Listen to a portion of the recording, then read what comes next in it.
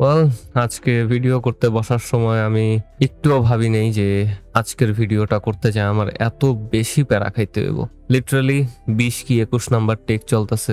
আমি গুনাও বন্ধ করে দিছি যে কত নাম্বার টেক নিতেছি। আমি জাস্ট স্যাটিসফাই হতে পারতেছি না যে আপনাদের জন্য ভিডিওটা আপলোড করার উপযোগী কিনা। সো লেটস সি 25 নাম্বার টেকটা ঠিকঠাক মতো যায় কিনা। ভাই আমি জাস্ট উল্টাপাল্টা একটা নাম্বার আপনা করে ছুঁড়ে দিলাম জাস্ট বুঝার লেগা যে আমি কতটা ফ্রাস্ট্রেটেড হয়েছি একটা ভিডিও বানাইতে চাই। যাই হোক, লেটস সি এই ভিডিওটা আপনারা পান কিনা। আমরা এপিআই থেকে ডাটা ফেচ করে সেটাকে রেডি করছি আমাদের অ্যাপে ব্যবহার করার জন্য। এখন আমরা মেইন ইমপ্লিমেন্টেশনে যাইতে পারি। বাই দ্য ওয়ে, আমার একটা ডিসকর্ড সার্ভার আছে। ওই ডিসকর্ড সার্ভারে বই আমি মাঝে মধ্যে প্যাচাল পারি, কাহিনী করি, অথবা অন্য কিছু করি। ঠিক ঠিকানা নেই কখন কি করি। আপনারা যদি আমার সাথে যোগদান করতে চান তাহলে সার্ভারে জয়েন করতে পারেন। এবং সাথে সাথে আগামী মাস থেকে আমি 2টা কোর্স স্টার্ট করতে চাইতেছি, একটা ফুল স্ট্যাকের উপরে এবং আরেকটা হচ্ছে মেশিন লার্নিং এর উপরে। যদি আপনারা সেগুলোতে জয়েন করতে চান, ফুল ডিটেলস ডিসকর্ড সার্ভারে দেওয়া থাকবে। ডিসকর্ড সার্ভারের লিংক ডিসক্রিপশনে আছে, আপনারা জয়েন করতে পারেন। এন্ড আমরা এখন ফোকাস করব আমাদের অ্যাপের দিকে। আমরা কি চাই আমাদের অ্যাপের ক্ষেত্রে? আমরা চাই যেন লোড ইউজার বাটনটাতে ক্লিক করলে আমাদের ইউজারগুলো স্ক্রিনে লোড হয়। কিন্তু আমাদের ইউজারগুলো এপিআই থেকে আসলে কখন লোড হইতেছে? আমরা যদি একটু আমাদের অ্যাপটাকে রিলোড করি তাহলে দেখতে পারবো যে প্রতি রিলোডের সময়ই এপিআই থেকে ডাটা ফেচ হইতেছে। কিন্তু আমরা তো এটা চাই না। আমরা চাই লোড ইউজার বাটনে যখন ক্লিক হবে তখনই যেন এপিআই থেকে ডাটাগুলো ফেচ হয়। সো এটার লজিকটা কিভাবে ইমপ্লিমেন্ট করব? লজিকটা খুবই স্ট্রেট ফরওয়ার্ড। আমরা যখন ফেচ ডাটা ফাংশনটাকে কল করতেছি তখন আমরা ডাইরেক্টলি আমাদের কম্পোনেন্টের ভেতরে সেটাকে কল করতেছি। এন্ড এই কারণেই যখন কম্পোনেন্টটা প্রথমবার রেন্ডার হইতেছে ঠিক তখনই এপিআই থেকে ডাটাটা ফেচ হইতেছে। এন্ড এটা থামানোর জন্য আমরা লোড ইউজার বাটনের জন্য যে ফাংশনটাকে তৈরি করছিলাম সেটাকে ব্যবহার করতে পারি। আমি লিটারালি ফেচ ডাটাকে এখান থেকে কাট করে লোড ইউজার বাটনের যে ফাংশন ছিল যেটার নাম আমি দিছিলাম লোড ইউজার বাটনের ফাংশনের নাম হচ্ছে load user. Okay, totally not confusing I guess. And আমরা ওই ফাংশনের ভেতরে পেস্ট করে দিতে পারি আমাদের ফেচ ডাটা ফাংশনটাকে। এবং এই ফাংশনের কাজটা কি ছিল? যখন আমি বাটনে প্রেস করব তখন এই ফাংশনটা অ্যাক্টিভেট হবে, তার আগে এটা অ্যাক্টিভেট হবে না। তো আমি যদি এখন রিলোড করি আমাদের ব্রাউজারটাকে তাহলে দেখতে পারবো যে এপিআই থেকে এবার কোনো ডাটা ফেচ হয় নাই কম্পোনেন্ট রেন্ডারিং এর সময়। কিন্তু আমি যদি লোড ইউজারে ক্লিক করি, একটু ওয়েট করলেই দেখবো যে আমাদের এপিআই থেকে ডাটাগুলো ফেচ হয়ে কনসোলে খুব সুন্দরভাবে লগ হয়ে গেছে এবং আমরা এগুলোকে ব্যবহার করতে পারি। সো আমরা এখন কি করব? আমরা চাই যেন আমাদের ইউজার লিস্টে লোড ইউজার বাটনটাতে প্রেস করার পর ইউজারদের স্মল ডিটেইল লিস্ট আকারে আমাদের চোখের সামনে চলে আসে অথবা স্ক্রিনে রেন্ডার হয়। এখন আমাদের স্ক্রিনে রেন্ডার হইতেছে ডামি ডাটাটা যেটা আমরা তৈরি করছিলাম। মনে আছে ভাই, কয়েকদিন আগে তৈরি করছিলাম, একটু মনে করার চেষ্টা করেন। কিন্তু আমরা এখন এই ডামি ডাটার জায়গাতে আমরা যে ডাটাটাকে প্রিপেয়ার করছিলাম এপিআই থেকে ফেচ করার পর সেটাকে রিপ্লেস করে দিতে চাই। এন্ড এখনই শুরু হবে মেইন ঝামেলাটা। আমরা ফেচ ডাটা একটা ফাংশনের ভেতর থেকে কিভাবে একটা ভ্যারিয়েবলকে বাইরে বের করতে পারি। এন্ড যদি আপনারা আমার সিরিজটা ফলো করে থাকেন এবং হুকসের সেকশনটা ভালোভাবে করে থাকেন তাহলে আপনারা খুব সম্ভবত ধরে ফেলতে পারছেন এখানে আমরা কি ব্যবহার করতে পারি। একটু সিনারিও দিয়ে ভাবার চেষ্টা করি।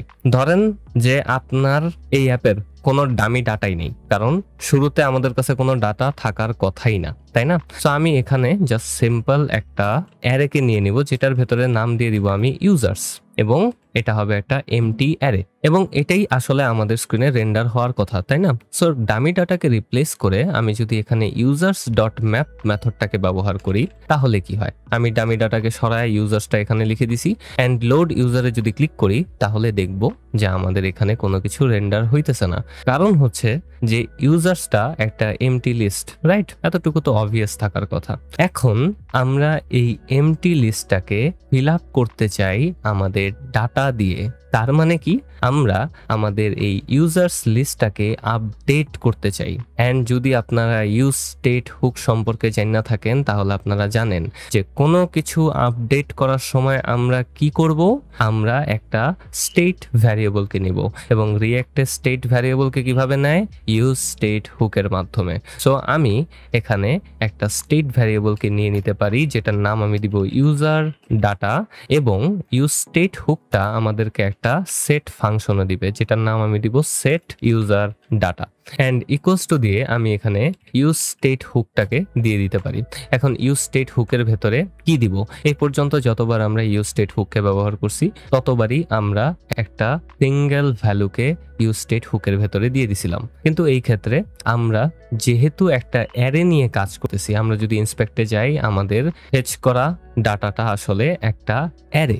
যেহেতু এটা একটা অ্যারে সেহেতু আমরা এখানে একটা এমটি অ্যারেকে দিয়ে দিব, যেমনটা আমি একটু আগে ইউজার্সের জন্য একটা এমটি অ্যারেকে দিয়ে দিছিলাম। অ্যান্ড আমি যেহেতু ইউজার্সকে রিমুভ করে দিছি, নিচে গিয়ে আমার ইউজার্সের বদলে ইউজার্স ডাটা দিয়ে দেওয়া উচিত এবং এখানে আমি ইউজার ডাটা ডট ম্যাপ মেথডকে ব্যবহার করে আমাদের ইউজারগুলোকে রেন্ডার করতেছি। এবং এখন আপনাদের মাথায় কোয়েশ্চেন আসতে পারে যে আমি এখানে একটা এমটি অ্যারে কেন দিলাম, এখানে তো আমি একটা অবজেক্টও দিতে পারতাম। হ্যাঁ, অবশ্যই দিতে পারতাম। এখানে যদি আমি একটা অবজেক্টকে দিয়ে দেখি কি হয়, আমি অবজেক্ট দিলাম অ্যান্ড আমি যদি একটু ইন্সপেক্ট টুলটাকে ওপেন করি তাহলে এখানে একটা এরর অলরেডি আমরা দেখতে পারতেছি, user data dot map is not a function. So আমরা যখন আমাদের কম্পোনেন্টের ভেতরে আমাদের ডাটা থেকে ম্যাপ মেথড ব্যবহার করতেছি তখন এটা একটা অ্যারে মেথডের পর্যায়ে পড়ে। কিন্তু আমরা যেহেতু এখন ইউজার ডাটার জন্য একটা অবজেক্টকে নিছি, একটা অবজেক্টের কোনো ম্যাপ মেথডই নাই, সো আমরা এখানে অনাকাঙ্ক্ষিত কিছু এররের সম্মুখীন হইতে পারি। এবং যেহেতু আমরা এপিআই থেকে ডাটাগুলোকে একটা অ্যারে আকারেই পাইতেছি সেহেতু আমরা এখানে একটা এমটি অ্যারেকেই দিতে পারি, কারণ শুরুতে আমাদের কাছে কোনো কিছুই থাকবে না। এবং এখন যদি আমি রিলোড করি তাহলে দেখবো এখান থেকে এররগুলা চলে গেছে। অ্যান্ড আমরা যেহেতু ইউজার ডাটা স্টেট ভ্যারিয়েবলটাকে নিয়ে নিছি, এটা আপাতত এমটি অবস্থাতে আছে, আমরা এখন এটাকে ফিল আপ করতে পারি কি দিয়ে, আমাদের প্রিপেয়ার করা ডাটা দিয়ে। অ্যান্ড আমি যদি এখানে সেট ইউজার ডাটা ফাংশনটাকে ব্যবহার করে এর ভেতরে ডাটাটাকে দিয়ে দেই তাহলেই অটোমেটিক্যালি আমাদের ইউজার ডাটাটা আপডেট হয়ে যাবে। আপডেট হবে কখন, যখন আমরা বাটনে প্রেস করব এবং প্রেস করার পর লোড ইউজার ফাংশনটা অ্যাক্টিভেট হবে। অ্যাক্টিভেট হওয়ার পর আমরা ফেচ ডাটা ফাংশনটাও অ্যাক্টিভেট করব অ্যান্ড দেন ফাইনালি ফেচ ডাটার ভেতরে এপিআই থেকে সকল ফেচিং হওয়ার পর আমরা সেট ইউজার ডাটা ফাংশনের ভেতরে ডাটা দেওয়ার মাধ্যমেই আমাদের ইউজার ডাটা স্টেট ভ্যারিয়েবলটাকে আপডেট করব এবং সাথে সাথে আমাদের স্ক্রিনেও সেটা আপডেট হয়ে যাওয়ার কথা।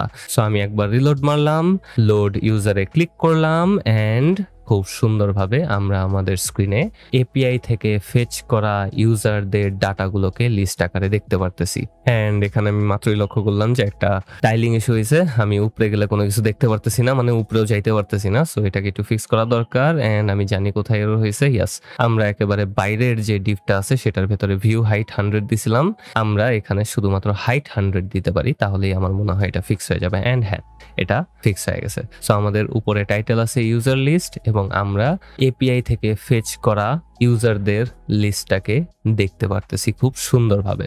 এবং এরই মাধ্যমে বলা যায় যে আমরা এই প্রজেক্টটাকে শেষ করে ফেললাম। কিন্তু আসলে কি শেষ করছি?